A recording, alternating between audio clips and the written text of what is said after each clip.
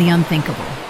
The phone rang at 2:13 a.m., the shrill sound slicing through the silence of my bedroom. I have always dreaded midnight calls, those heralds of catastrophe too dire to wait for morning. My hand shook as I fumbled for the receiver, my voice barely steady enough to whisper, "Hello. Mrs. Carver, this is Bridget Street Medical Center. Your son Michael has been admitted with what appears to be a ruptured cerebral aneurysm. You should come immediately." The world tilted. At 62, I thought I'd been tempered by loss, widowed for a decade. I had survived the hollow years after my husband's sudden heart attack. But this was different. Nothing in my life had prepared me for the words, "Your only son may not make it through the night."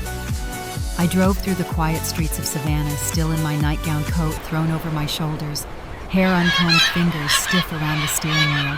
Gaslight flickered on the Spanish moss draped over the live oaks, a ghostly canopy guiding me toward the hospital. The ancient trees stood witness to my terror, their gnarled branches reaching into the night sky like arthritic hands beseeching mercy from an indifferent universe. When I arrived, a solemn doctor led me into a consultation room whose sterile white walls would forever be etched into my memory. His words fell like stones. Massive aneurysm, no warning signs, nothing could have been done. He's already gone. My brilliant, compassionate Michael gone. My knees buckled, and for a moment I thought I might collapse onto the cold tile floor. The doctor's hand on my shoulder felt like it belonged to someone else, to another life, where such gestures could provide comfort. In this new, terrible reality, nothing could penetrate the fog of loss that enveloped me. The next hours blurred into a surreal haze of paperwork, hushed condolences from nurses, and decisions no mother should ever have to make. I was still drowning in shock when Sloane finally appeared, Michael's wife of 10 years. She swept into the waiting room clad in a black designer wrap, oversized sunglasses perched on her nose, though dawn had barely broken. Her manicured nails tapped impatiently on her phone as she muttered, "Traffic was impossible, and I had to find someone to watch Noah." I had already arranged for Noah, my sweet, sensitive 9-year-old grandson, to stay with his best friend's family. That Sloane hadn't even thought of him was telling, though not surprising. "Michael is gone," I said simply. I searched her face for genuine reaction. For a heartbeat, I thought I saw regret, but it flickered into something I couldn't name. Relief, calculation. Before settling into a carefully rehearsed mask of shock. She murmured lines about not saying goodnight, about how sudden it all was, but her eyes remained dry behind those tinted lenses. And when decisions needed to be made, whether to release Michael's body, how to arrange the funeral, she brushed it all onto me with a casual, "You know him better." Hours later, as I sat numb with grief, Thomas Lane, Michael's closest friend since law school, and his attorney arrived. He clasped me in a tight embrace, his voice breaking with genuine sorrow. "I can't believe it, Helena. I just had lunch with him on Monday." But when Thomas turned to offer condolences to Sloane, she dipped her head politely, lips set in a flawless but lifeless smile.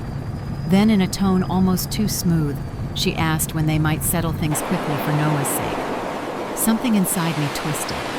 Noah had just lost his father. My grandson needed comfort, stability, truth. Instead, I watched his mother adjust her hair in a reflection and make furtive phone calls in hushed tones. There was no grief etched in her face, only calculation, as though she were already planning her next move in some private chess game. That night, back in my empty home, I clutched a photograph of Michael as a child, his gap-toothed grin forever frozen in innocence. I whispered to myself, I must be strong for Noah. I didn't yet know the scope of what Michael had foreseen, the safeguards he'd quietly put in place. All I knew was that my grandson had lost his father, and something about Sloane's icy detachment had ignited every protective instinct in me. A midnight call had shattered my world, but deep down, I sensed that the true battle was only beginning. Something about Sloane's reaction was wrong. What secrets had Michael uncovered before his death, and what measures had he taken to shield us from the woman he no longer trusted? I have attended enough funerals in my 62 years to know what grief looks like. It comes in many forms: collapsed silence, furious tears, or that eerie numbness where pain has hollowed a person out completely. But real grief always has a texture, a weight, something that cannot be faked. At Michael's funeral, I saw no such authenticity in Sloane. The service was held beneath the great oaks of Bonaventure Cemetery, where the wind carried the faint brine of the Savannah River. Michael lay in a polished mahogany casket adorned with white lilies, his favorite. I sat in the front pew, Noah tucked close against me, his small body trembling with sobs that racked his shoulders. My grandson's grief was raw, unvarnished. I held him tightly, whispering small comforts as his tears soaked my sleeve. On my other side, Sloane performed. She wore a black silk dress that seemed designed more for a magazine spread than mourning. Her makeup flawless waterproof mascara dabbed with a monogrammed handkerchief that never grew damp. She leaned against me at carefully measured intervals, murmuring lines like, "He would have loved this turnout," and Michael spoke so highly of them all. To the mourners, we must have looked like two women, united in grief, the widow and the mother. But I felt how lightly she rested on my shoulder, how quickly she straightened whenever someone of importance approached. I watched her eyes scan the crowd, assessing status wealth connections. She was less a grieving wife than a hostess at a society gala. Meanwhile, story after story came from Michael's friends, colleagues, and clients. One woman clasped my hands, whispering, "Your son reduced his fees when he learned I couldn't afford my divorce. He saved my house. He saved me." Another, an elderly man with trembling hands, said he was the only attorney who listened. He cared about justice, not billable hours.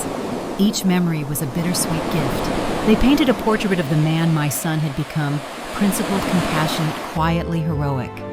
I tucked their words into my heart, knowing one day Noah would need them, like stepping stones across the river of his loss.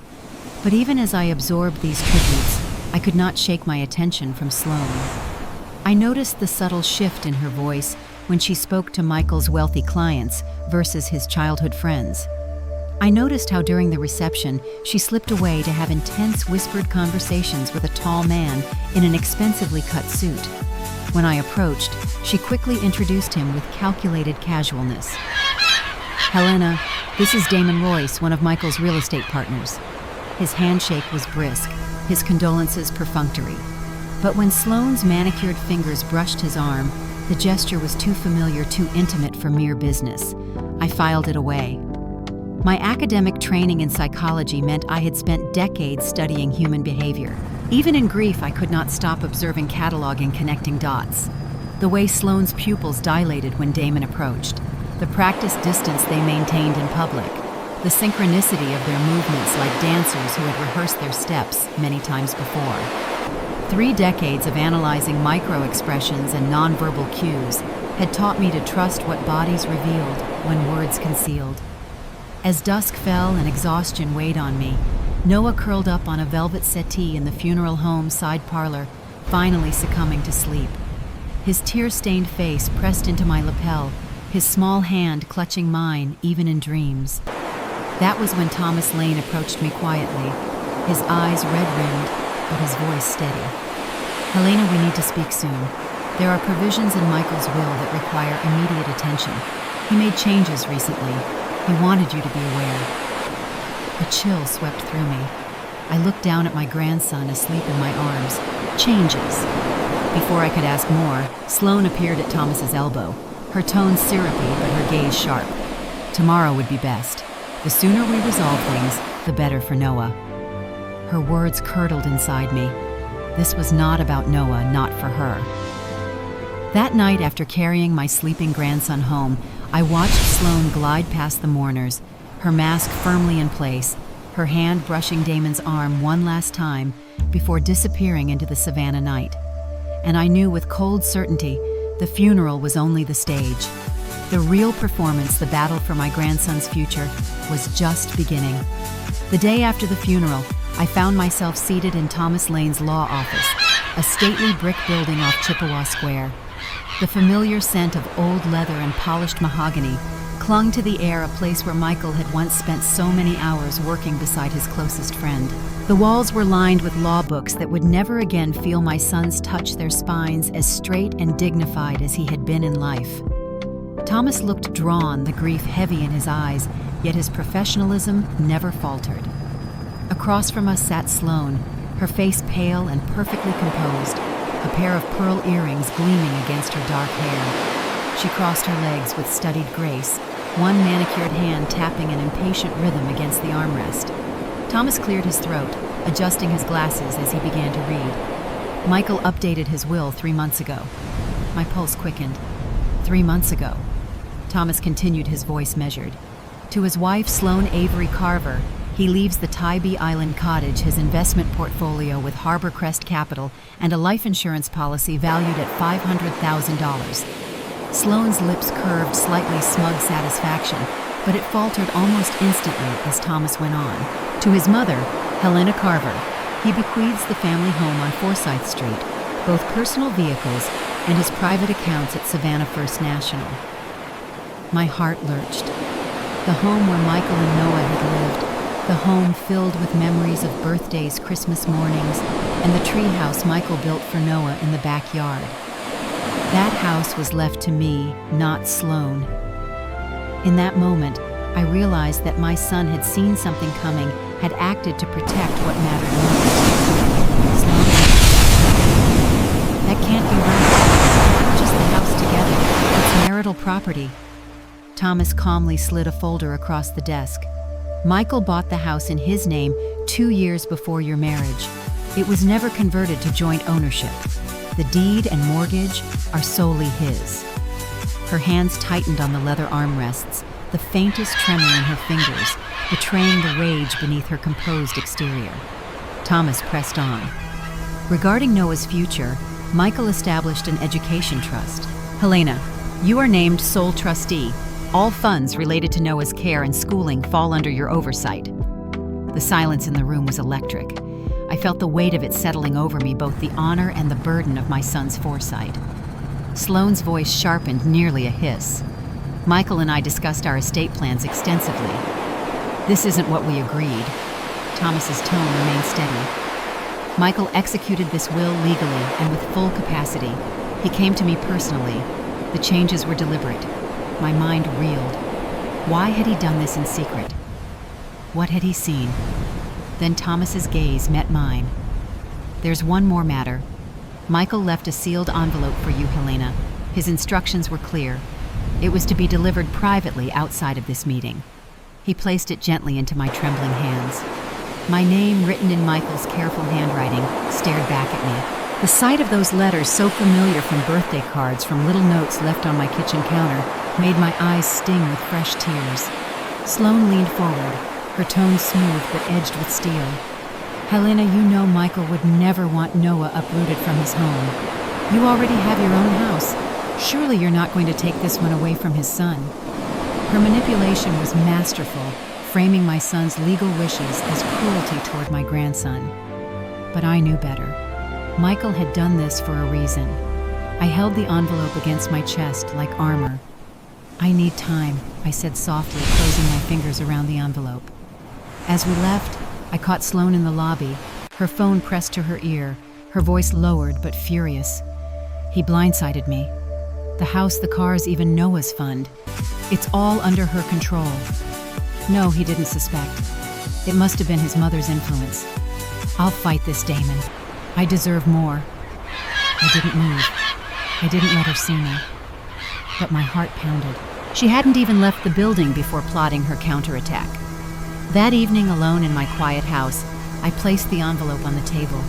My hand hovered, shaking over the seal. What had Michael discovered? What had he feared? And why had he entrusted me, his aging mother, with the future of his only child? I stared at the envelope for hours before I finally opened it. My hands trembled, the paper tearing with a soft rip that seemed louder than thunder in my silent kitchen. Inside was a single page of Michael's stationery from Lane and Morrell. His familiar handwriting leapt out at me, sharp, deliberate, each word etched with urgency. Mom, if you're reading this, the worst has happened. I'm so sorry to leave you with this burden, but there's no one else I trust. My chest ached as I read his words, my tears blurring the ink. My marriage has been failing for some time. What began as distance has turned into something darker. I've discovered things about Sloane, things that make me fear for Noah's well-being and for yours. I've put safeguards in place. The house, the vehicles, the accounts, they're not for you alone. They're meant as tools to keep Noah safe, to make sure he has one parent figure who will put him first. Sloane will fight this. She'll manipulate, threaten, and perform. Do not let her know what you know. Document everything. Trust Thomas. And when the time comes, protect Noah. I love you, Mom. Always. Signed simply, Michael. I pressed the letter to my chest, sobbing until my throat was raw. Even facing the possibility of his own death, my son had been thinking ahead, thinking of us. But there was something else in the envelope tucked behind the letter. A small brass key with the number 127 etched into it. A safe deposit box key. No bank name, no explanation. Just a clue Michael had left behind. One that whispered of further secrets. The enormity of what he had done and what he was asking of me settled heavily on my shoulders. At 62, I had thought my battles were behind me. I had buried a husband retired from academia and looked forward to quiet evenings reading novels on my porch. But Michael was asking me to become a protector, a strategist, a warrior. I thought of Noah, his sweet brown eyes red from crying at the funeral, his small hand clinging to mine. He had lost his father. He could not afford to lose a stable home as well. When I finally fell asleep in my armchair, the letter still clutched to my chest. I dreamed of Michael as a boy, 8 years old, Noah's age, building forts in the backyard, declaring that he would always protect me. Now it was my turn to protect his son. The next morning I called Thomas. My voice was steady, though inside I was shaking.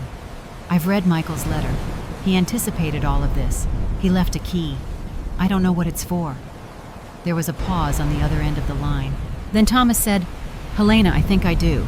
Don't go to the bank alone. We'll go together." As I hung up, I felt the first glimmer of something stronger than grief. Resolve. For Noah's sake, I would become whatever I needed to be. 2 days after the funeral, Sloane appeared at the Forsyth Street house unannounced. I was in the kitchen helping Noah with his spelling words when the front door opened and her heels clicked against the hardwood floor like gunshots. "Helena," she called, her voice syrupy sweet. "We need to talk." She entered the kitchen with a faint smile, carrying 2 lattes from a cafe downtown. She handed one to me as though we were girlfriends instead of uneasy adversaries, then sat at the island with a theatrical sigh. "This house is too much for you," she began without preamble. "So many memories, so much upkeep. It's overwhelming for me, and I'm 35. I can't imagine how exhausting it will be for you." I felt Noah stiffen beside me, his pencil pausing mid-word. He looked at me anxiously. I smoothed his hair, forcing a calm smile. "Why don't you finish the last word at the table, sweetheart? I'll be right here." When he moved out of earshot, Sloane leaned forward, her manicured fingers tightening around her coffee cup. I found a condo on the riverfront, modern secure steps from the cultural district. Noah would thrive there. The only problem is the will. "Michael made a mistake, Helena. He wasn't himself. We need to fix it." Her gaze bored into mine. "Transfer the house to me. It's what Michael would have wanted for Noah to stay with his mother in his own home. You already have your place. This is ours." Her voice quivered at the edges of the word ours, the mask slipping for a fraction of a second before snapping back into place. I tilted my head, feigning hesitation. "That's a lot to consider, Sloane. These decisions shouldn't be rushed. Michael only updated the will 3 months ago. Surely he had reasons." Her smile froze, but her eyes hardened. He was under tremendous stress. You know how work consumed him. He wasn't thinking clearly. "That's why I'm asking you as Noah's grandmother to do the right thing." The right thing. How easily those words rolled off her tongue, coated in honey-dripping poison. "I'll think about it," I said, gently sipping the latte I had no intention of drinking. "But perhaps we should give Noah time before making major changes." Relief flickered in her expression, the faintest glimmer, that she believed she had me halfway convinced. "Of course, just don't wait too long. Children need stability. If the condo goes off the market, I'd hate for Noah to lose such an opportunity." Artificial urgency. Straight from a negotiation playbook. After she left, Noah came back into the kitchen, his face pale. "Grandma, are we moving?" I knelt, holding his hands. "Not unless you want to, sweetheart. You're safe here." His shoulders relaxed as he whispered, "I don't want to leave. Dad built my treehouse." Later that evening, I walked across the street to visit Judge Emmett Whitlow, retired from the bench, but sharp as ever. He had been a quiet presence at Michael's funeral, his weathered face lined with sympathy. When I explained Sloane's proposal, his expression darkened. "Helena, grief makes people reveal themselves," he said gravely. "Document everything. Dates, times, words. Use neutral language, no accusations. If this goes to court, facts matter more than feelings." I nodded. I had taught human behavior for 30 years. I knew performance when I saw it. Sloane was playing a role, and she thought I was too old, too broken by grief to resist her script. But she had underestimated me. That night, I began a journal. Every detail went into it. Sloane's latte visit, her phrasing, Noah's reaction, even the time she arrived, and the color of her dress. Facts, not feelings. It was the first entry in what I suspected would become a long record of battles yet to come. It was Noah who told me first. We were sitting on the porch swing one Thursday evening, the cicadas humming in the magnolia trees, when he blurted it out. "Grandma Mom says we're going to Palm Beach this weekend with her friend Damon. He has a boat." The words were casual, but his eyes betrayed unease. He twisted the hem of his t-shirt, a habit I'd noticed whenever he was nervous. I forced my voice to remain calm. "Palm Beach. That sounds sudden. Did your mom tell you when you're leaving?" He shook his head. "She just said pack shorts. But I have a science project due Monday. Dad always helped me with projects. I don't want to miss it." His little voice broke and the sound splintered my heart. I stroked his hair, steadying my tone. "Your project matters, sweetheart. Let me talk to your mom." But when I called Sloane that night, she brushed me off with breezy assurance. "Noah needs new experiences, Helena. He's been through so much. A boat trip will be therapeutic. Besides, Damon has friends in Palm Beach with connections good for all of us. Don't worry about some little project.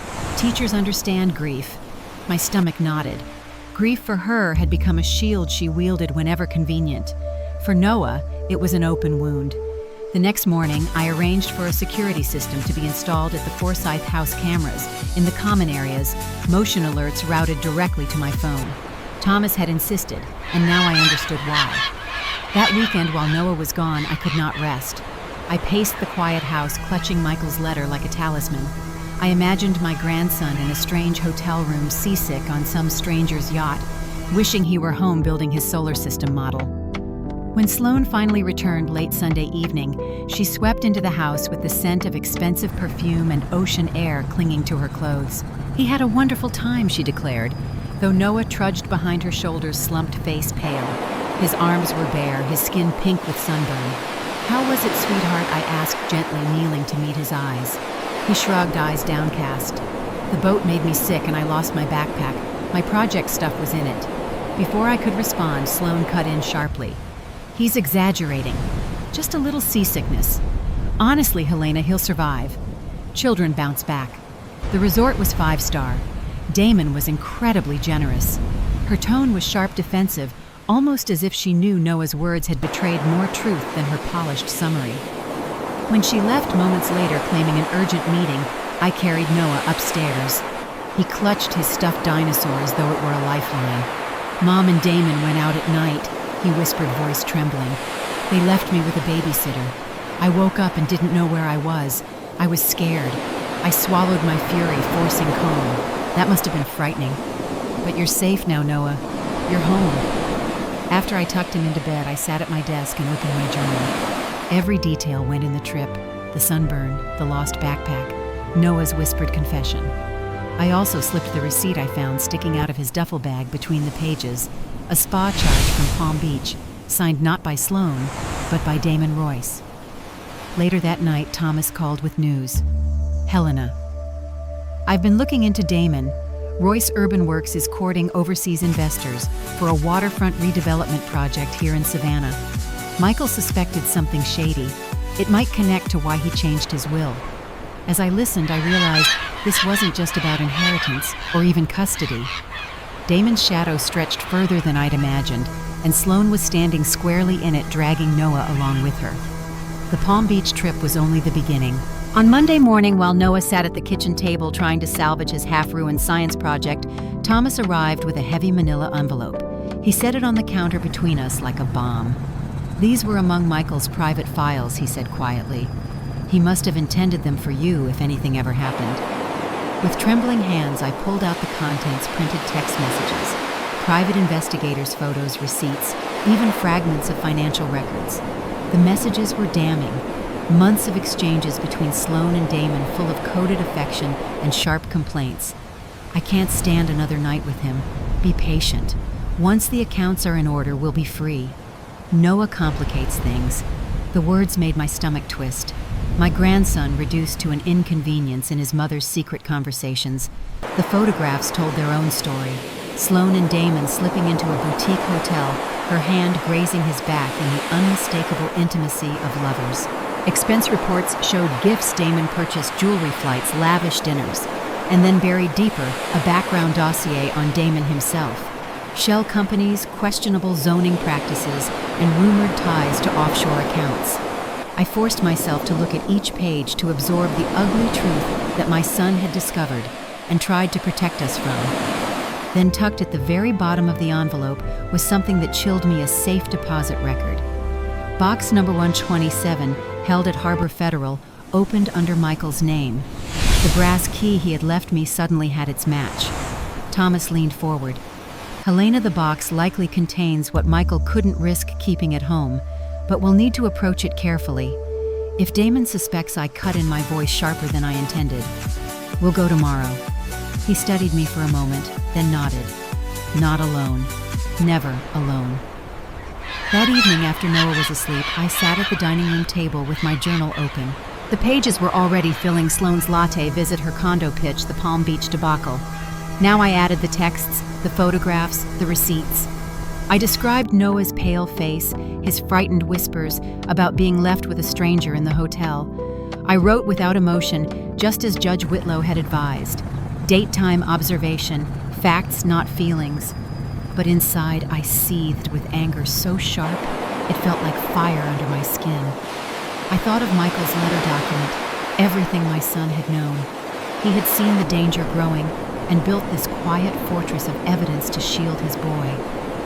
As I closed the journal, I whispered into the silent room, I see it now, Michael. I see it all, and I'll finish what you started. Someone once told me that the greatest strength often comes in the stillest moments, not in grand gestures or dramatic stands, but in quiet, unwavering resolve. Looking at my sleeping grandson's face that night, the moon casting silver light across his features, so like his father's, I understood this truth more deeply than ever before. When we are called to protect those we love, we discover reserves of courage we never knew existed. The invitation came wrapped in silk. Sloan called one afternoon, her tone dripping with manufactured warmth. Helena, let me take you to dinner. Just the two of us. We need to find common ground. I hesitated, but curiosity pulled me forward. If she wanted to show her hand, I would be there to see it. That evening, I met her at a restaurant on Jones Street, one of those minimalist places with a portion and the wine list longer than life. Sloan looked immaculate in a black sheath dress, a string of pearls at her throat. She ordered champagne before I could even sit down. To new beginnings, she toasted, raising her glass with a practiced smile. I sipped, politely waiting. She leaned across this table, lowering her voice to that intimate register she used when she wanted to sound sincere. Helena the Will has created complications. Awkwardness. Michael wasn't himself when he made those changes. Stress medication. He wasn't thinking clearly about what our family needed. I kept my face neutral, letting her speak. I've spoken with an estate attorney, she continued smoothly. He says we could contest the will, argue diminished capacity, but litigation is messy. It drags on for years. That's not good for Noah. Her eyes gleamed as she slid a folded document across the table. So I have a better solution. Clean, simple. You transfer the house and vehicles to me. In exchange, I guarantee you visitation with Noah. Weekends, holidays, I'll even put it in writing. Everyone wins. I stared at the paper, her words ringing in my ears. She was bargaining my grandson as if he were a pawn. That's generous, I murmured, my voice carefully steady. Most mothers wouldn't offer such concessions. She mistook my restraint for hesitation. Exactly. I value your role in Noah's life. But I need control, Helena. I can't raise him while you hold the house and accounts over me. This way we both get what we want. I folded the paper without reading further, slipping it into my purse. I'll need time to review, and Thomas should look at it. Her smile faltered. I wouldn't involve Thomas. He's old-fashioned. My attorney assures me this is standard. I nodded as if persuaded. Of course, but Michael always taught me never to sign anything without review. Surely you can respect that.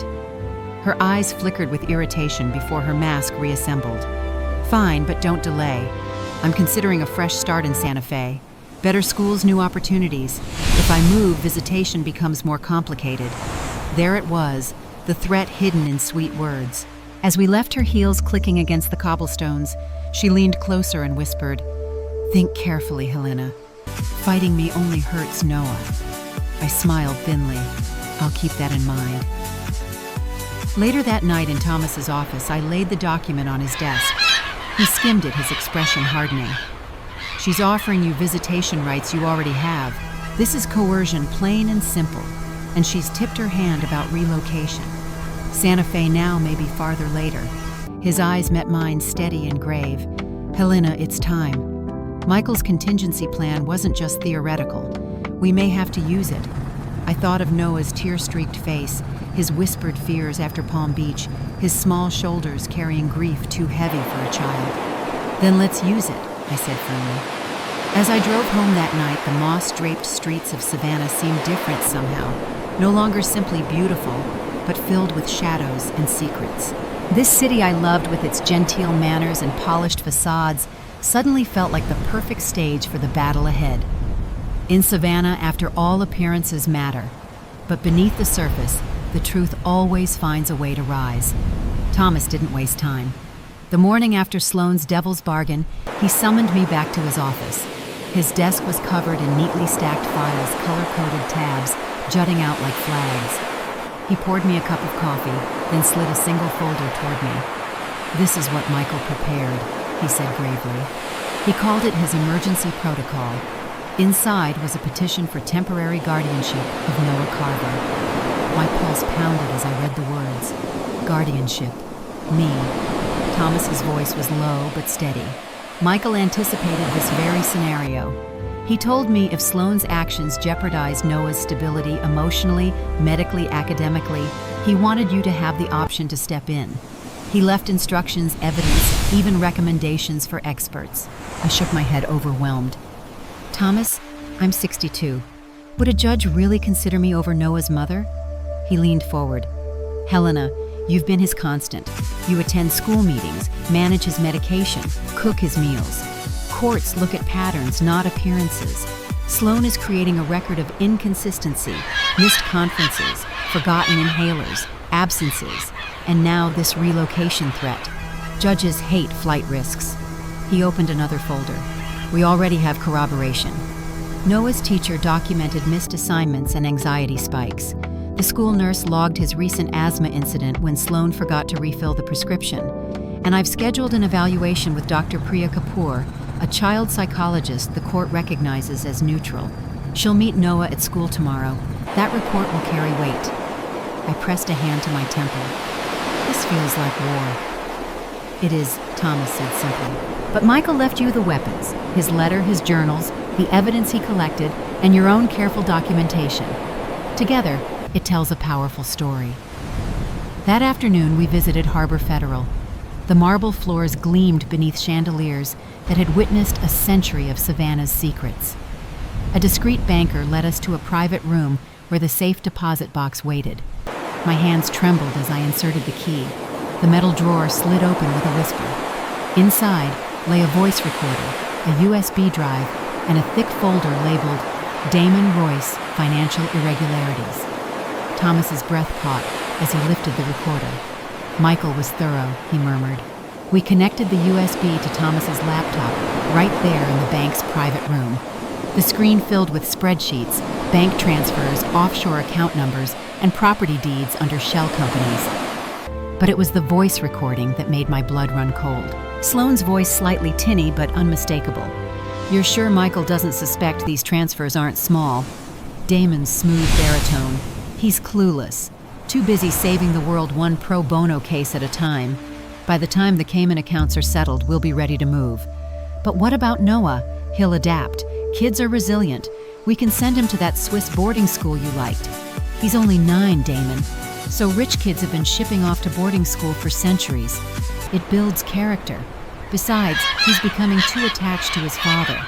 Asks too many questions. I suppose you're right. Michael is so wrapped up in Noah, it's suffocating. I need room to breathe. Thomas and I sat in stunned silence as the recording ended. They had been planning to send Noah away to sever his connection to Michael and me. My hands curled into fists. She never wanted him. She just didn't want to look bad by leaving him behind. We spent hours examining the documents. Michael had compiled evidence of dubious financial dealings between Damon's development company and foreign investors. Permits acquired through suspicious channels. Zoning variances granted overnight.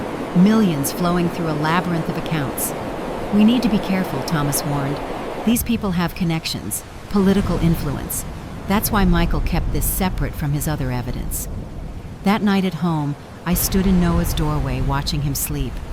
The nightlight cast star patterns across his ceiling, a galaxy Michael had installed when Noah developed a fascination with astronomy. My grandson's face was peaceful in sleep, unaware of the storm gathering around him. I remembered when Noah was born how Michael had placed him in my arms with reverent care. My son had whispered, "Mom, isn't it strange how your heart just expands? I never knew I could love someone this much." Now that same love compelled me forward, stepping into a role I'd never imagined at my age. The next morning, while Noah was at school, I visited his pediatrician, Dr. Levine. I brought Noah's medical records detailing his mild asthma that worsened under stress. Dr. Levine's face grew serious as I explained the situation. From a medical perspective, stability is crucial for Noah right now. The combined stress of losing his father and being uprooted could exacerbate his respiratory issues. I've seen it happen in similar cases. Would you be willing to state that officially, I asked? She nodded without hesitation. Michael was always so conscientious about Noah's health. I'd be doing a disservice to his memory if I didn't speak up. By Friday, Thomas had assembled a formidable case: medical records, school reports, financial documentation. Dr. Kapoor's preliminary assessment, noting Noah's heightened anxiety about moving and his strong attachment to me. But it was Judge Whitlow who provided the final piece of strategic advice. "Helena," he said during our evening chat on his porch, "timing matters in these cases. File for emergency temporary guardianship only when you have clear evidence of imminent harm or flight risk." I sipped my tea, watching the Spanish moss sway in the evening breeze. How will I know when it's time? His weathered hands folded over his cane. When she makes a mistake big enough that even her expensive lawyers can't explain it away. I didn't have to wait long. The following Monday, Noah's school called. He was having an asthma attack and they couldn't reach Sloan. I rushed to the nurse's office to find my grandson pale and frightened, his breathing labored. The nurse looked relieved to see me. "We've been trying Mrs. Carver for an hour. Noah says his inhaler is at home, but he needs it." We were about to call an ambulance. I pulled Noah's spare inhaler from my purse, the one Michael had always insisted I carry. After a few puffs, his breathing eased. The color returned to his cheeks. "Where's Mom?" he whispered. I stroked his hair. "I'm sure she's just busy, sweetheart. Let's get you home." It was nearly 6 when Sloan finally called, her voice casual. I got a message from the school. Something about Noah. The cool detachment in her tone ignited something in me. Her son had suffered a medical emergency, and she sounded like someone inquiring about a misplaced umbrella. He had an asthma attack. The school couldn't reach you for hours. Where were you, Sloan? A business lunch ran long. My phone died. These things happen, Helena. You're overreacting. That night, as Noah slept soundly with his inhaler beside his bed, I called Thomas.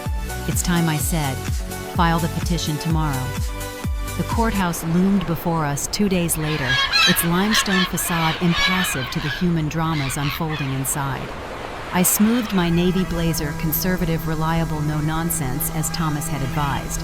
The weight of responsibility pressed on my shoulders, but I stood straight, channeling strength from somewhere deep within. Mothers find reserves of courage they never knew existed when their children are threatened. Grandmothers, it turns out, are no different. Sloan arrived with Gerald Winters, a sharp-featured man from Savannah's most aggressive family law firm. She looked transformed, hair pulled back, Makeup subdued a modest black dress that suggested piety rather than her usual sophistication. She'd even placed a framed photo of Michael and Noah in front of her, a prop in her performance of maternal devotion. But when her eyes met mine across the courtroom, the mask cracked just enough for me to glimpse the venom beneath.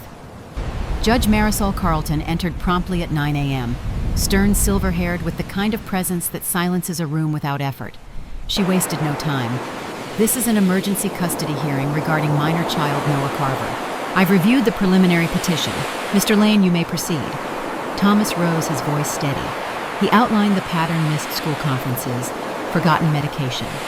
Noah's anxiety, documented by his teacher and counselor, the Palm Beach trip, where my grandson was left with hotel staff while his mother spent nights out. He placed Sloane's coercive agreement on the judge's bench, highlighting her attempt to barter visitation for assets. Your Honor, he concluded, we're not asking to strip Ms. Avery of her rights as a mother. We are asking for temporary guardianship with Mrs. Carver, who has provided stability and care. This is about Noah's best interest during an exceptionally vulnerable time. Then Winters rose. His words were knives wrapped in silk. He painted me as a meddling, grief-addled mother-in-law, obsessed with control, manipulating my grandson to turn against his mother. He pointed to my meticulous journal, calling it fixated surveillance.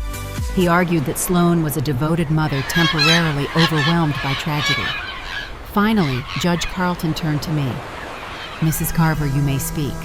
I stood my knees, threatening to buckle, but my voice, thank God, held steady.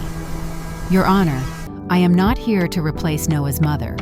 I am here because my grandson has lost his father and he needs stability. He needs his medication on time. Someone at his school conferences. Someone who won't put him on a boat when he's terrified of the water. I am here because Michael asked me to protect his son when he no longer could. For a long, silent moment, the judge studied me over the rim of her glasses. Then she nodded and leaned back. I've heard enough. I'll review the evidence in chambers. We'll reconvene in 1 hour. The wait was excruciating. Sloane and Winters whispered furiously at one end of the hallway, her manicured hand slicing the air with every gesture. Thomas and I sat quietly at the other end, the silence heavy between us, my stomach twisted in knots. At last, the bailiff called us back. Judge Carlton's face revealed nothing as she read her ruling. Having reviewed the evidence, I find sufficient cause for emergency intervention. Temporary guardianship of minor child Noah Carver is hereby granted to Helena Carver for a period of 60 days. Ms. Avery will have supervised visitation 3 times weekly. Neither party may remove the child from this jurisdiction. A comprehensive family assessment will be conducted immediately. The gavel cracked against the wood. Decision made. Across the courtroom, Sloane's face contorted with rage, her polished facade shattering. She leaned toward me, whispering through clenched teeth, "This isn't over. You have no idea what I'm capable of." Thomas stepped smoothly between us, his voice cool. Ms. Avery, all communication now goes through counsel. As she was led out by her attorney, fury written in every line of her body, I realized what had just happened. The court had validated Michael's fears. His son was protected for now, and I, at 62, had just become my grandson's guardian. The ruling changed everything, but it didn't end the war. At first, Sloane complied with the supervised visits, though she treated them like obligations to be endured rather than opportunities to connect with her son. She'd arrive late often in designer athleisure wear, scrolling through her phone, while Noah sat stiffly across from her. Sometimes she'd bring gifts, expensive sneakers, a video game console, as if she could purchase affection. Other times, she'd pepper him with questions that sounded rehearsed. Are you happy here? Do you miss me when you're at Grandma's? Don't you wish things were back to normal? The supervisors noted her inconsistency in their reports, but to Noah the message was clear. His grief was an inconvenience to be managed. Then she began canceling visits, first once, then twice. Work emergencies, she claimed. Each time Noah's disappointment carved into me, he'd sit by the window waiting until the appointed hour passed, then whisper, "She's not coming, is she?"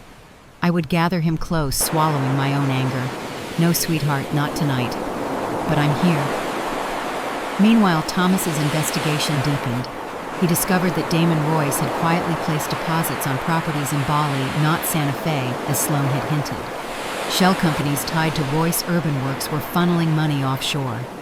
If Sloan regained custody, she could vanish with Noah halfway across the world, beyond the reach of American courts. The possibility kept me awake at night, staring at the ceiling as scenarios unspooled in my mind like dark thread. Then came her text message one Tuesday afternoon. "We need to talk privately. No lawyers. Tomorrow, 2 p.m. at the park." I showed it to him. His jaw tightened. Classic end run around legal channels. Dangerous. "I have to go," I said. "If she's planning something, I need to hear it." "Not alone," he replied firmly. "I'll be nearby, and you'll record the conversation. Georgia is a one-party consent state. If she incriminates herself, we'll have it." The next afternoon, the park was nearly deserted. Mothers with strollers lingered near the playground. A jogger loped past. Sloan sat on a bench overlooking the river, oversized sunglasses masking her eyes, posture rigid. "You came," she said coolly as I approached. "I wasn't sure you had the nerve." I sat, leaving a deliberate gap between us. "I'll always show up for Noah." She removed her sunglasses, and for the first time I saw the fatigue etched into her features, small cracks in the perfect facade. "This custody fight is killing me. The scrutiny, the lawyers, the reports. It has to end." "Then end it," I said softly. "Put Noah first." Her laugh was brittle. "Don't play St. Helena. We both know what this is about. Control. You want my son. You want Michael's house. Fine. Keep them." I froze. "What are you saying, I'm leaving Savannah?" she said bluntly. "Damon and I have opportunities overseas. Noah doesn't fit into that life. He needs stability. You provide it. I'll sign over custody. Clean break. But in exchange, you stop digging into my affairs. No more investigators, no more court battles. I get my freedom. You get Noah." Her words hit like a thunderclap. "You'd just walk away from your son. I prefer to think of it as the mature choice," she said with a shrug. "You want him? I want out. Everyone wins." I stared at her, scarcely able to breathe.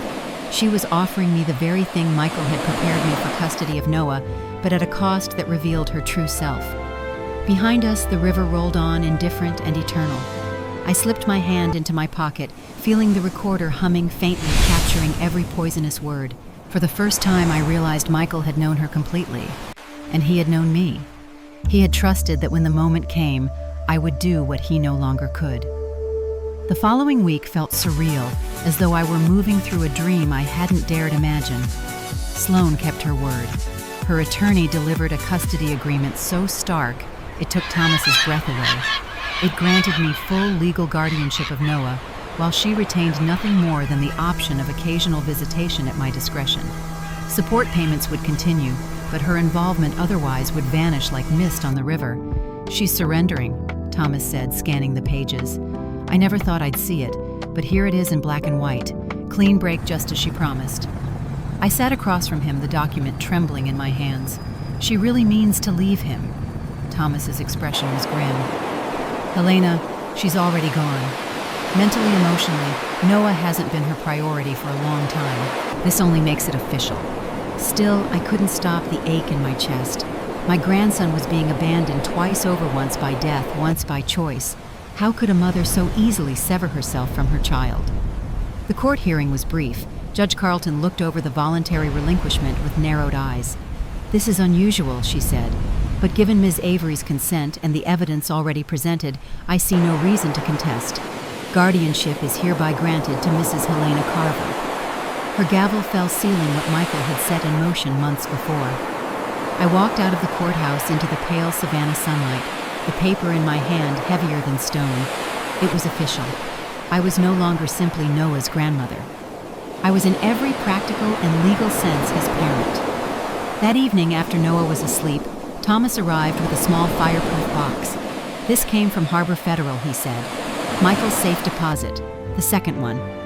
My hands shook as I opened it. Inside was a thumb drive, a stack of documents, and a single flash recorder. I pressed play. Michael's voice, warm and steady, filled the room. "Mom, if you're hearing this, it means Sloan has shown her hand. The drive contains Damon's shell company's maps of the rezoning plans, records of Sloan's financial dealings. Thomas knows how to handle it. Don't try to confront her. Just protect Noah. That's all that matters. Protect him. I wept as I clutched the recorder to my chest. My son had thought of everything, even from beyond the grave. The documents revealed a complex web of financial fraud. Damon Royce had been courting foreign investors for a waterfront development project, taking their money while knowing the environmental permits would never be approved. Sloan had been helping launder the proceeds through her interior design business, creating invoices for services never rendered. "What do we do with this?" I asked Thomas. He gathered the papers carefully. "I have contacts at the SEC and the FBI. This level of wire fraud crosses state lines. It's federal, but we move carefully for Noah's sake."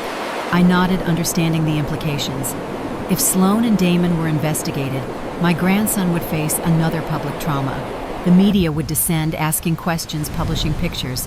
He'd already lost so much. "Let's wait," I said. "She's leaving. The investors will come after them eventually. Time has a way of settling accounts."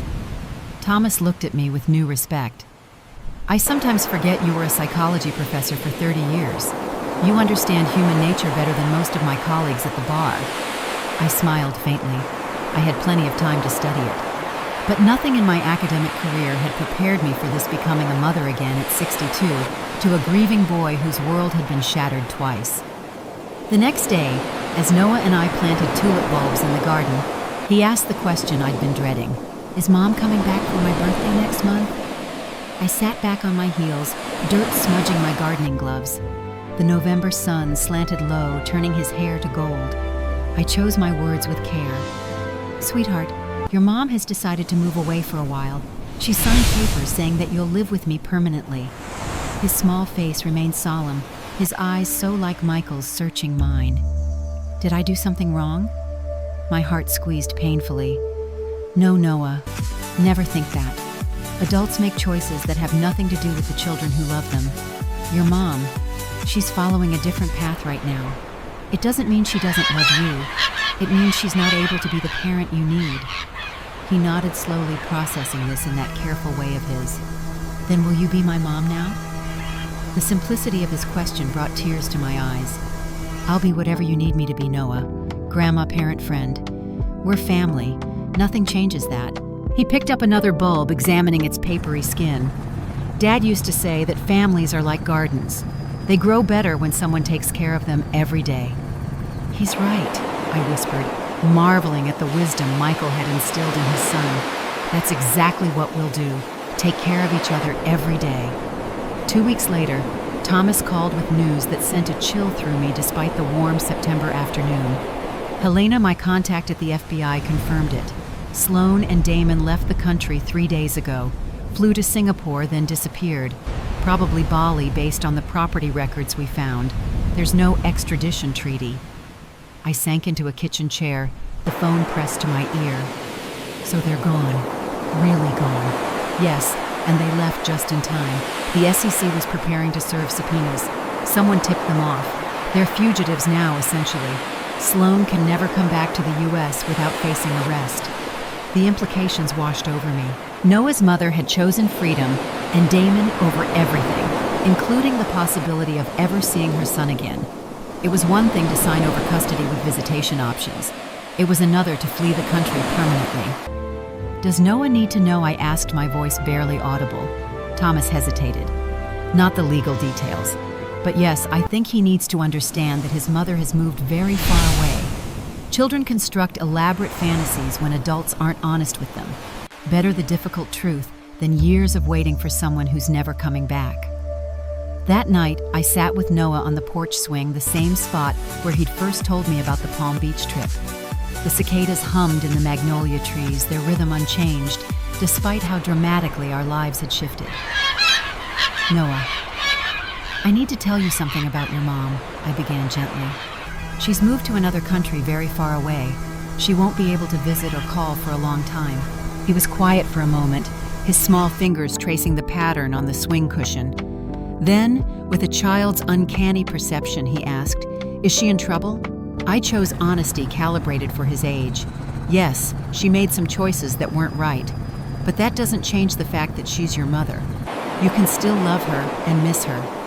He leaned his head against my shoulder, his voice small but steady. I think I missed the mom I wanted her to be, more than the mom she actually was. The wisdom in his words startled me. Out of the mouths of babes comes the truth we adults spend years circling around. I hugged him close, this remarkable child who had somehow maintained his gentle spirit despite everything. "You know what, Grandma," he said after a while. "I'm glad it's you and me now." "Me too, sweetheart. Me too." As October deepened into November, we established new routines. School homework, asthma treatments, weekly sessions with Dr. Kapoor, who helped Noah process his feelings about both his father's death and his mother's abandonment. Weekend visits to Michael's grave, where we'd leave fresh lilies and Noah would tell his dad about school projects or the latest book he was reading. Gradually, incrementally, I watched my grandson begin to heal. His nightmares became less frequent. His appetite returned. He joined the school science club and made a new friend, a quiet boy named Elliot, who shared his fascination with astronomy.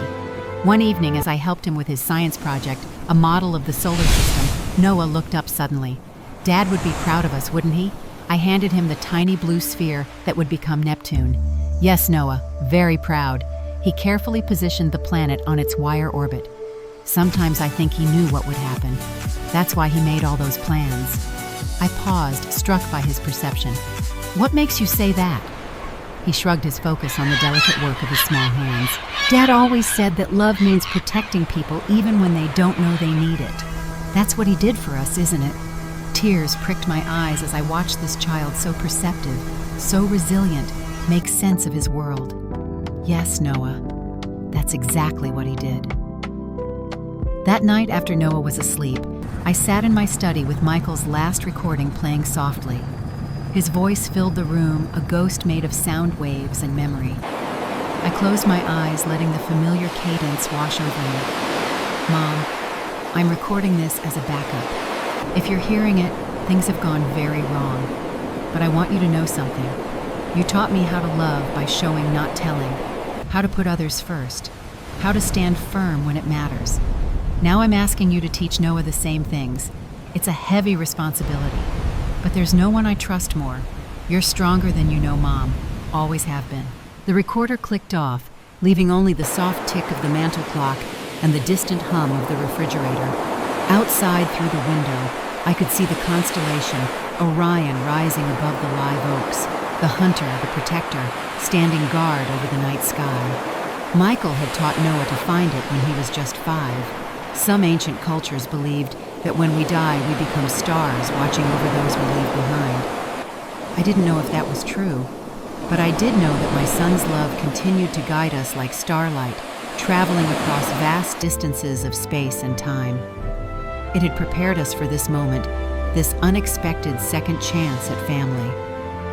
I was 62 years old, suddenly raising a 9-year-old boy. Not at all what I had planned for this chapter of my life. But in the face of love's obligation, plans seem trivial things. We build our lives not from our expectations, but from our responses to the unexpected. Michael had taught me that too. Weeks later, the fallout began to ripple through Savannah. Damon Royce's redevelopment project stalled amid whispers of corruption. The Spanish moss seemed to hang a little heavier over Broughton Street, where Royce Urban Works had maintained its glossy offices, now emptied overnight, blinds drawn mail piling up. The Savannah Morning News ran a feature on "Investment Scheme Leaves Local Project in Limbo." Foreign investors arrived in bespoke suits, grim-faced, too late to recover their millions. Quiet inquiries multiplied. The FBI interviewed former employees. The SEC subpoenaed records. Thomas received calls from journalists seeking comment, which he deftly deflected. None mentioned Sloan directly, but her absence from Savannah's charity circuit had been noted in certain circles. Whispers followed divorce scandal flight. I shielded Noah from all of it. When his classmate Joey mentioned seeing something about Mr. Royce on his parents' news app, I redirected their attention to the model rocket we were building. Children possess a remarkable ability to adapt, but adaptation requires stability, a steady hand on the tiller while navigating rough waters. Whether Sloan and Damon found their fresh start in Bali or somewhere else, I didn't know. What I did know was that they had left Noah behind their absence as deliberate as it was final. My grandson stopped asking about his mother's calls after the first missed birthday.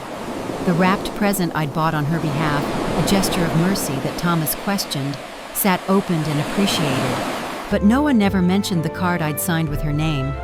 And so, at 62, I became not just the keeper of my grandson's memories, but the architect of his future. I learned the rhythms of elementary school schedules, the names of YouTube stars I'd never heard of, the complex social politics of 4th grade. I reacquainted myself with fractions and state capitals. My refrigerator door bloomed with spelling tests and art projects. My calendar filled with soccer practices and dentist appointments. Sometimes in quiet moments, Noah asleep upstairs, the house settling around me like an old friend, I would speak aloud to Michael as if he could hear me. I'd tell him about Noah's science fair project, or his new friends, or how his laugh was starting to sound just like Michael's had at that age. I'd assure my son that his boy was healing, growing, thriving, despite the double abandonment that might have broken a less resilient spirit. The seasons turned. Winter brought holidays that felt both hollow and hopeful. Our first Christmas without Michael, but with new traditions we created together. Noah and I strung lights around the treehouse, baked cookies from my mother's recipes, volunteered at the shelter where Michael had done pro bono work. We acknowledged the empty chair at our table, but refused to be defined by absence. Spring arrived with azaleas painting Forsyth Street in riot of pinks and whites. Noah grew an inch, outgrew shoes, lost his last baby tooth. I found my footing as a parent again, learning which battles to fight screen time vegetables and which to surrender his inexplicable passion for neon shoelaces, bedroom organization methods that defied adult logic. Summer blazed hot and thunderous in the way only Savannah summers can. Noah attended science camp, made new friends, started swimming lessons at the Y. We took weekend trips to Tybee Island, careful to avoid the cottage that now stood empty in Sloane's name. Thomas was looking into having it sold, the proceeds added to Noah's education trust. Legal complexities abounded when one parent was a fugitive, but my attorney friend navigated them with the same steady competence he brought to everything. Fall swept in with golden light and hurricane warnings. Noah started 5th grade with a confidence I hadn't seen before. His backpack covered in acid. He smiled a little more ready each day. He still visited with Dr. McCoy once a month, but the sessions were more about growth than grief now. The rhythm of our days took on a sweet familiarity. Morning rushes and homework supervision. Cooking lessons where more flour ended up on our faces than in the bowl. Weekend museum visits and bike rides through Forsyth Park. The ordinary magic of a childhood rebuilding itself from fragments. 3 years later, the house on Forsyth Street no longer echoed with grief. It pulsed with life again. Noah was 12 now, lanky and bright-eyed, his voice starting to change, but his laughter still the same sweet sound. He burst through the door one afternoon, tossing his backpack onto the rug with characteristic abandon. "Grandma, guess what? I got the lead in our town. I'm playing George Gibbs." His excitement was contagious. I smiled, remembering the program tucked away in an old box upstairs. "Did you know your father played the same role when he was your age? He practiced his lines right in this living room." Noah's grin widened, his eyes sparkling. "Really? That's so cool. Miss Larson said I reminded her of Dad when I auditioned." That evening, I helped him run lines while stirring spaghetti sauce on the stove, multitasking being the essential skill of parenthood. Noah perched on a kitchen stool, script in hand, occasionally breaking character to ask about stage directions or what a particular line meant. The ordinariness of the moment struck me with unexpected force, this simple domestic scene so different from what I'd imagined for my 60s, yet so perfectly right. Later, as he spread his script across the dining table, highlighting his scenes with meticulous care, he asked quietly, "Should we tell Mom about the play?" The question was not a surprise. Every so often, he would circle back to her, testing the waters of hope. Sloane's promised calls had dwindled after she left with Damon. First to rare birthdays, then to silence. The support checks still arrived signed by her attorney, but they carried no notes, no warmth. I chose my words carefully. "It's up to you, sweetheart. We can send her the dates if you'd like." He hesitated, then shook his head. "No." She didn't answer when I emailed about the science fair. She probably wouldn't come. There was no bitterness in his voice, just acceptance. The ache of abandonment had dulled into scar tissue, something he carried, but no longer let define him. In those 3 years, we had built our own constellation of support. The Wilsons next door had become family of a sort. Martin coaching Noah's soccer team, Diane teaching him to bake her famous pecan pie. Judge Whitlow still dropped by with his wry humor and garden tomatoes. Thomas had transitioned from Michael's attorney to something more like an uncle, appearing at school presentations and taking Noah fishing on his small boat. I had found my own unexpected renewal art classes at the community center, a book club that met monthly at Diane's house, even a few tentative coffee dates with a retired literature professor who made me laugh for the first time in years. Life remade itself in ways I couldn't have foreseen when that 2 a.m. phone call had shattered my world. On Noah's 12th birthday, we planted a jasmine vine by the porch, its sweet fragrance perfuming the summer nights. For Dad, Noah said patting the soil, so it'll always smell like him when the wind blows.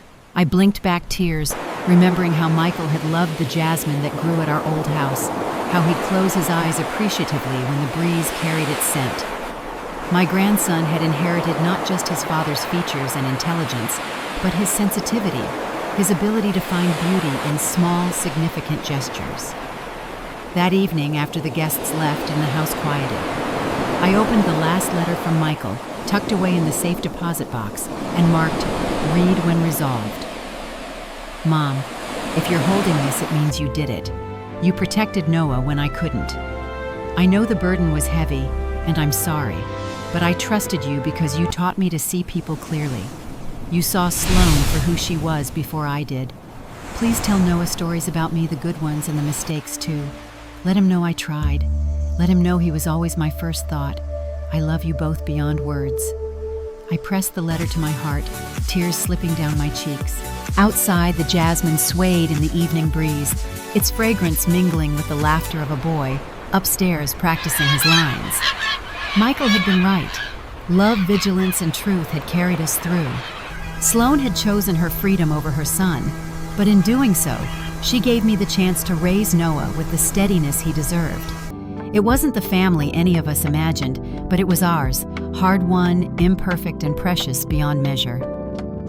The following spring brought unexpected news. Thomas arrived one evening, his expression unusually grave.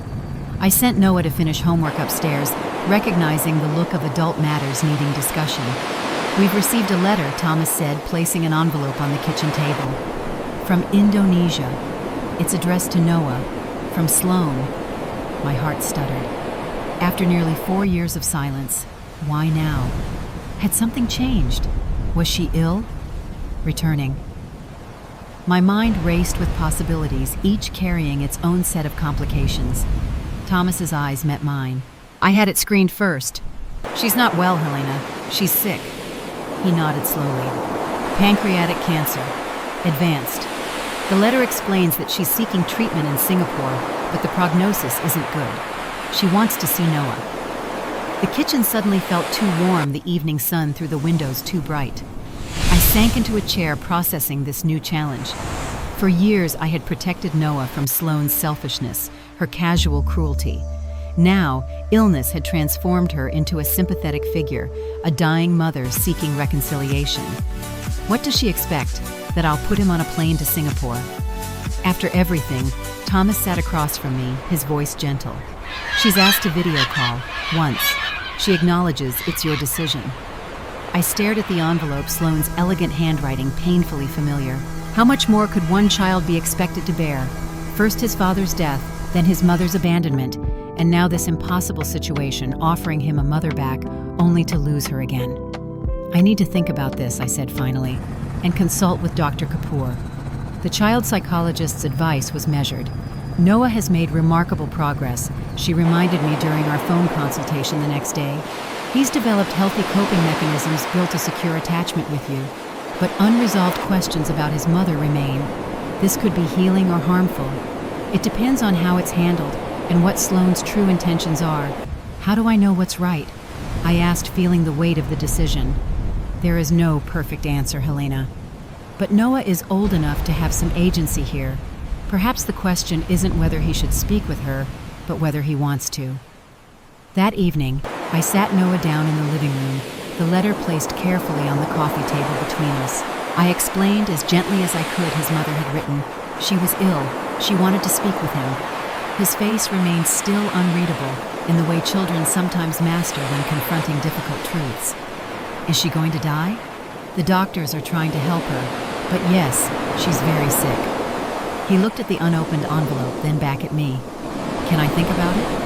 Of course, sweetheart. Take all the time you need. There's no right or wrong answer. He nodded, then picked up the envelope and went upstairs. I heard his door close softly and resisted every maternal instinct that urged me to follow, to comfort, to fix. Some journeys children must make alone, even when we wish to carry them. 3 days passed. Noah went to school, attended play practice, completed homework, all with his usual focus. We didn't speak of the letter, though. I caught him sometimes staring into middle distance, lost in thought. I waited, respecting his process. On the 4th night, he came to my study where I was grading papers for the community college course I'd begun teaching. His face was solemn but resolved. I want to talk to her, but I want you there too. Relief and anxiety coursed through me in equal measure. I'll be right beside you. His expression softened slightly. I know. You always are. Thomas arranged everything with the careful attention to detail that characterized his work. The video call would be timed to accommodate the 13-hour time difference, limited to 30 minutes with the option for Noah to end it sooner if he wished. Dr. Kapoor would see him the following day to process whatever emotions emerged. The morning of the call dawned clear and mild. Noah dressed carefully in his favorite blue button-down, the one he wore for school pictures and piano recitals. I watched him comb his hair with unusual attention, and my heart ached for the child trying so hard to prepare himself for an impossible moment. At precisely 10 o'clock, the laptop chimed. Noah sat beside me on the sofa, his shoulder pressed against mine, drawing strength. I clicked, accept, and Sloane's face filled the screen. She had changed dramatically. Her once lustrous dark hair hung limp and thin. Her cheekbones jutted sharply beneath pallid skin. The designer clothes had been replaced by a simple hospital gown. Only her eyes remained the same, those striking amber eyes that Noah had inherited. Noah, she whispered, her voice raspy but warm. You've grown so much. My grandson nodded, suddenly shy. Hello, Mom. What followed was perhaps the most genuine conversation I'd ever witnessed between them. Sloane asked about school, about friends, about the play. Noah answered carefully at first, then with increasing animation, as he described his lead role, his science fair victory, his soccer team. I see so much of your father in you, Sloane said, her eyes glistening. He would be so proud of the young man you're becoming. Noah's shoulders straightened slightly at this. Grandma tells me stories about him all the time, so I don't forget. Sloane's gaze shifted to me then, an unspoken acknowledgement passing between us. Thank you for that, Helena. For everything. I nodded, not trusting my voice. This woman had caused so much pain, yet sitting before us, now diminished, regretful mortal, it was impossible not to feel the complex tangle of emotions that bound us together. Noah Sloane continued, I owe you an apology, a very big one. When I left, it wasn't because of anything you did.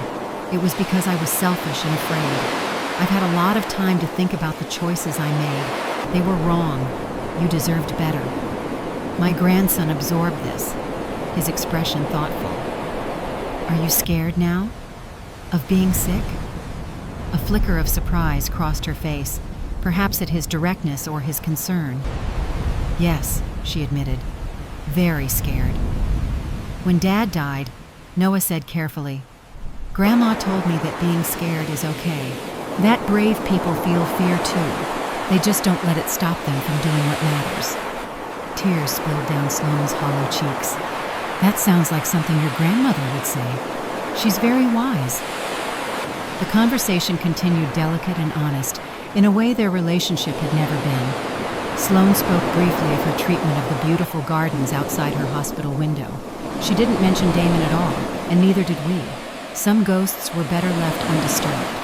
As our time drew to a close, Sloane leaned closer to the camera. Noah, I want you to know something. You were always the best part of my life, even when it was too late. sorry I won't get to see you. I'm so grateful that you're well. Noah's hand found mine squeezing tightly. Maybe we can talk again, if you feel well enough.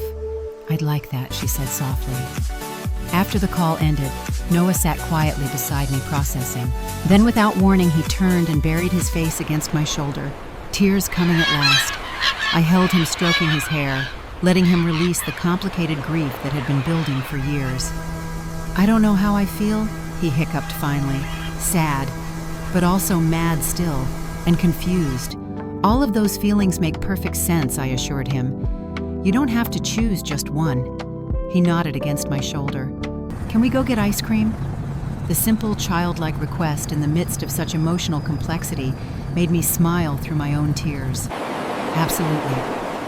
Rocky Road and mint chocolate chip for you. He remembered, wiping his eyes. We spoke with Sloan twice more over the following weeks. Each conversation seemed to build a small bridge across the chasm of years, and hurt not erasing the past, but creating something new, fragile, imperfect, but healing in its way. Noah began asking more questions about her childhood, her favorite books, her memories of his early years. I watched him collecting these fragments of his mother, storing them away like treasures. The fourth call was scheduled for a Tuesday in May. The night before, Thomas phoned with news I had been half expecting. Sloan had slipped into a coma. The doctors didn't expect her to regain consciousness. I sat on the edge of Noah's bed that evening, the weight of yet another loss heavy between us. So we won't get to say goodbye, he asked, his voice small in the darkened room. Not in the way we hoped, but in another way I think you already have. Those conversations, they were a gift for both of you. He nodded, eyes glistening in the soft glow of his bedside lamp. She was trying to fix things, wasn't she? At the end. I think she was, yes. People can change, Noah. Sometimes it takes them too long, but that doesn't make the change less real. Sloan died on a Thursday morning as spring rain tapped gently against the windows of her Singapore hospital room. Thomas delivered the news with quiet compassion. Noah received it solemnly, already prepared by our conversations about the severity of her condition. 2 days later, a package arrived from Singapore Express, delivered marked for Noah Carver. Inside was a leather-bound journal, its pages filled with Sloan's elegant handwriting. A note attached explained that she had begun keeping it when her diagnosis was confirmed, filling it with memories, apologies, and hopes for her son. Noah retreated to his room with the journal emerging hours later, with red-rimmed eyes but a certain peace in his expression. She remembered everything he said with wonder. My first steps, the Halloween I was a dinosaur, the song Dad used to sing to me at bedtime. Mothers remember, I said gently, even when they lose their way. In the weeks that followed, Noah would occasionally share excerpts from the journal. Small windows into the mother Sloan might have been in another life, one where fear and selfishness hadn't overshadowed her capacity for love. I never read it myself. That was a private connection between mother and son that deserved its own sacred space. Summer arrived, bringing with it the 3rd anniversary of Michael's death. We visited the cemetery together, placing lilies on his grave, as was our tradition. Noah had grown tall enough that the top of his head now reached my shoulder. He stood straight beside me, no longer the broken child of 3 years ago. I wish Dad could see us now, he said as we walked back to the car. See how we figured things out? I think he does in his way, I replied. And I think he'd be amazed by you, your resilience, your compassion, even for your mother after everything. Noah considered this as he climbed into the passenger seat, another milestone graduating from the back seat just months earlier. I've been thinking about that, about forgiveness. I started the car, giving him space to continue. It's not just saying it's okay when it's not right. It's more like understanding why people do hurtful things and deciding that the hurt doesn't have to control you forever. The wisdom in his words caught me off guard, though it shouldn't have. This child had navigated grief and betrayal with a grace that many adults never achieve. That's exactly what it is, I said. Where did you learn to be so wise? He grinned, a flash of the old Noah breaking through the increasingly mature exterior. From you, obviously. And from Dad's example. And maybe a little from those therapy sessions you thought I wasn't paying attention in. We laughed together as we drove home through the familiar streets of Savannah, the afternoon sun filtering through the Spanish moss. Our journey had not been the one either of us would have chosen, but we had walked it together step by step, finding our way through darkness into a different kind of light. That evening, as fireflies began to dance in the gathering dusk, Noah and I sat on the porch swing, the same one where he had once anxiously told me about the Palm Beach trip.